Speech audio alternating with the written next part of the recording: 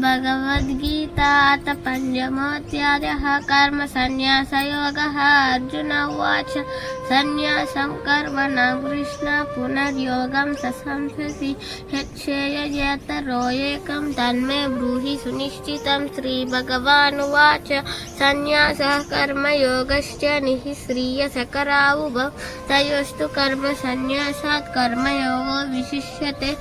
स एयः स नित्यसन्न्यासी यो न द्वेष्टि न काङ्क्षति निर्बन्धो हि महाबाहो सुखं बन्धात् प्रमुच्यते।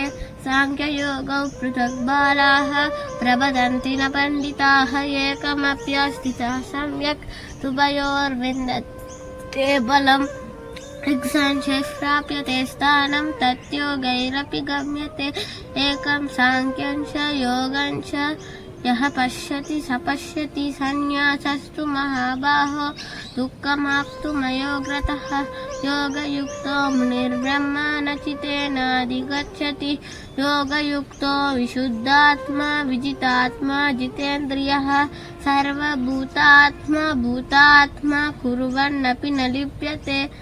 नैव किञ्चित् करोमीति युक्तो मन्येत तत्त्ववित् पश्यन् शृण्वन् कृच्छन् जिघ्रन् अस्नन् गच्छन् स्वपन् स्वशन् प्रलपन् विसृजन् गृह्णन् उन्मिषन् विमिषन्नपि इन्द्रियाणीन्द्रियाग्नेषु वर्तन्ते इति आरयन् ब्रह्मण्यादाय कर्माणि सङ्गं त्यक्त्वा करोति यः लिप्यते न स पापेन पद्मपत्राविवाम्बसा कायेन मनसा बुद्ध्या केवलैरिन्द्रियैरपि योगिनः कर्म कुर्वन्ति सङ्गं त्यक्त्वा आत्मशुद्धये युक्तः कर्म बलं त्यक्त्वा शान्तिमाप्नोति मैष्टिकी अयुक्तः कामसत्कारेण स ये सप्तो विदत्यते सर्वकर्माणि मनसा सन्न्यस्य हस्ते सुखं वसि नवत्वारे पुरे देवी नैव कुर्वन्न कालयन् ब्रह्म न कर्तृत्वं न कर्माणि रोगशिष्युजति प्रभुः